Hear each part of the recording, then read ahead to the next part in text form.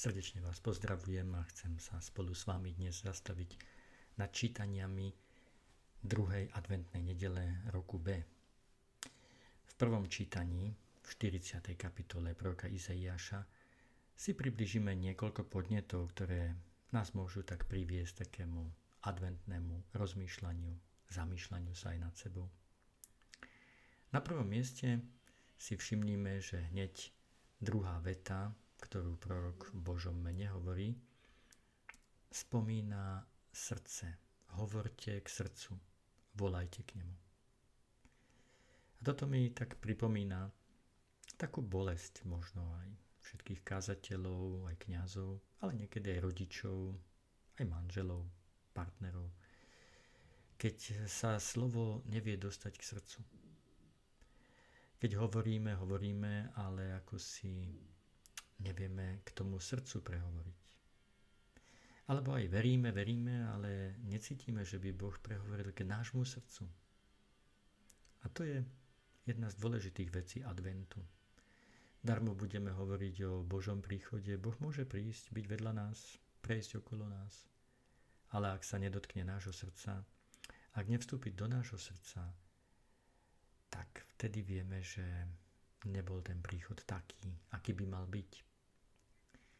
A to si tak prosme pre seba, či vzhľadom na Neho, ale prosme si to aj pre ľudí okolo nás, aby sa Boh dotkol ich srdc a aby sme aj my vedeli hovoriť slová, ktoré sa dotýkajú srdc človeka. Druhá taká skutočnosť, ktorá sa tu objavuje v tom prvom čítaní, je spomínanie púšte. Pripravte cestu Pánovi na púšti. O akú púšť sa jedná, tak možno by sme si mohli povedať také dve púšte. Jedna je tá púšť nášho srdca. Každý človek môže mať v sebe túto púšť, niečo také pusté, prázdne, neusporiadané, kde nie cesty, kde sú všelijaké doliny, kopce a kde Pán aj keď príde, tak my ho tam nevidíme, lebo tam máme tie kopce a doliny a preto my to srdce potrebujeme upraviť, potrebujeme v ňom spraviť cestu. Tak keď aj cítime, že v nás možno nie je veľa, začneme to tam trošku upratovať a nech aj tá svätá spoveď vianočná je aj takou spoveďou záverečnou tohoto roku, takým zhodnotením toho, ako sme prežili minulý rok, celý, a nech je to také trošku upratovanie. By to bola len taká spoveď, že zase vymenujem všetko, čo mám, ale že sa pokúsim nejako to usporiadať, to moje srdce, lebo dobrá spoveď by mala priviesť tomu, aby sa v mojom srdci budovala nejaká cesta. Ale môže to byť aj druhá forma púšte a to je to, čo je vedľa nás, pred nami, naše dni. Niekedy, niektoré dni sú naozaj ako na púšti. Možno, že je hmla, možno, že je taká ťažká situácia. Možno sa nám môže aj tá spoločenská situácia zdať taká všelijaká, kde nie je poriadku, nie je nejakej nádeje, jeden cez druhého rozpráva. Už nevieme, kto hovorí prečo tak a prečo onak a kde sa zbierajú politické body a kde je pravda. A táto púšť, ktorá potom dolieha aj na naše rodiny, na školy, na celú atmosféru spoločnosti, na to, že chceme všetko vyhodiť a zmeniť, ale za čo to vymeníme a za čo to zmeníme a kde sa to zmení všetko. Takže je tu aj taká ďalšia púšť, ktorú musíme prejsť a na ktorej si musíme uvedomiť, že Pán tu môže ísť s nami, že na tejto púšti tiež treba spraviť cestu a treba ju vyrovnávať, nakoľko sa dá. Aby sme naozaj tak cítili, že prísť k Bohu znamená ísť cez všetky tieto ťažkosti a veriť tomu, že aj tá cesta púšťou má svoj zmysel, že smerujeme niekde a že chceme s Bohom ísť a vieme, že On nás prevedie cez túto púšť. Nože napokon taký tretí podnet možno, veľmi krásny z tohto čítania prvého, kde ten hlásateľ radostnej zvesti je pozvaný, hovorí, vystup na vysoký vrch, ty, čo hlásaš radostnú zvesť Sionu. Sion je tiež kopec. A ty máš vystúpiť na vysoký vrch, vyšší než je Sion, vyšší než sú všetky mestá. Z výšky musíš hlásať. A to je taký podnet k tomu, aby sme si uvedomili, že aj cez tento advent my máme vystúpiť vyššie. Že máme byť akoby nad tým všetkým, čo tu je. Že iba ten môže hlásať radostnú zvesť, vystúpi vyššie. Minulý týždeň sme sa o to snažili, keď sme dvíhali alebo snažili sa dvíhať svoju dušu k Pánovi, tak mali by sme byť tak vysoko, že sme pri ňom a z jeho perspektívy sa pozeráme a ak z tej perspektívy pozeráme, tak potom môžeme byť naozaj hlásatelia radostnej zvesti, lebo vidíme veci z Božieho pohľadu. No ale vystúpiť do tej výšky znamená začať sa tak aj štverať trošku, alebo teda odhodlať sa ísť do kopca a ísť vyššie, aby sme boli tými ohlasovateľmi radostnej zvesti.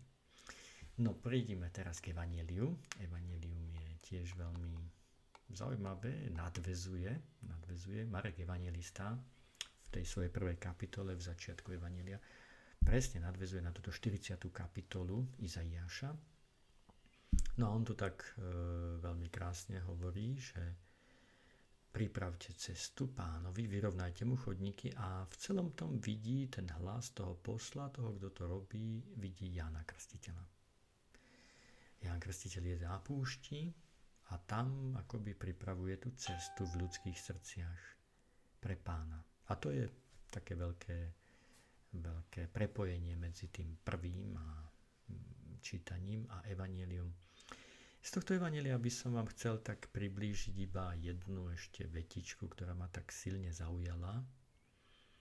A to je to, že Marek evanjelista hovorí, že Ján hlásal, po mne prichádza mocnejší ako som ja. A tu sa zastavme. Uvedomme si, čo to znamená. Že prečo my niekedy, a hovoríme za seba ako kňazi možno, alebo aj ako rodičia, alebo ako manželka, že keď ja niečo hovorím, tak sa vždy bojím, či to niekto príjme, nepríjme, či to bude dobré, či je to zlé, však isté, lebo poznáme kvalitu nášho hovorenia, ale mali by sme tak hovoriť, že sme teda v tej službe Božej, ale aj s tým vedomím a s tou vierou, že po mne prichádza mocnejší ako som ja. Že ja nie som ten, ktorý má niekoho zmeniť. Ja som ten, ktorý má niekoho napraviť. Ja mám povedať, aby som akoby prerazil možno cestu, aby som možno nejak tak napomenul, alebo naznačil, alebo priblížil, ale nie som to ja, ktorý to bude všetko riadiť, organizovať. Po mne prichádza mocnejší ako som ja. Toto si asi treba viackrát opakovať a viackrát prijať do srdca. Že keď sa trápim s tými deťmi a keď to nejde a keď nepočúvajú alebo sú inakší ako si, ale po mne prichádza mocnejší ako som ja. Nech príde. A to je to želanie adventu. To je to, aby sme naozaj boli kresťanmi, ktorí robia pekne, sa snažia, dávajú do toho všetko, ale stále vo vedomí, že po mne prichádza mocnejší ako som ja. A to je niečo veľmi oslobodzujúce a veľmi pekné. No aby sme nezabudli aj na druhé čítanie, ktoré je teraz z 2. Petrovho listu, tak tu vás dá len tá myšlienka, ktorú by sme si mohli všimnúť, že už svätý Peter, alebo teda kto písal tento jeho list, pripomína, že Pán nemešká s prisľúbením, ako sa niektorí myslia, že mešká. My veľakrát možno aj v týchto dnešných časoch už by sme tak povedali, už nech to tu Pán Boh nejak vyrieši, nech už stresce tých zlých a nech vyzdvihne dobrých a nech už je dobre na svete. Ale to sú veci, ktoré azda tu nikdy neboli na svete, že by to tak bolo. Vždy to išlo tak inakšie trošku. Ale samozrejme boli vždy tí nespokojní, ktorí si hovorili, tak Pán neprichádza, mešká, nesplnil to, čo on, keby tak príde. Nie. Autor tohto listu nám veľmi jasne hovorí, že ak veci sú tak, ako sú, to nie je pre Božiu slabosť, ani preto, že by Boh meškal, ale preto, aby dal čas na pokánie. Ale oni ho nevyužívajú a tak. No ale to nie je náš problém, to je problém Boží. My máme vidieť to, že Boh chce každému dať čas na pokánie. Keď je tu deň, keď sa otvára deň, keď žijeme tento život, keď toto ľudstvo, tak ako ho vidíme, a v tých problémoch a v takých všelijakých nebezpečenstvách a všeličom žije, tak ak toto ľudstvo, ak tento svet takto existuje, tak existuje preto, lebo Boh čaká na to, aby sa ľudia vrátili k nemu. Zdá sa to neuveriteľné? Môžeme si povedať, že ale toto je pohľad, ktorý potrebujeme nadobudnúť, lebo zároveň nás učí tomu, aby sme neboli tí, ktorí tu chcú hovoriť o tom, kedy čo má Boh prisúdiť, ako keby sme my boli spravodliví.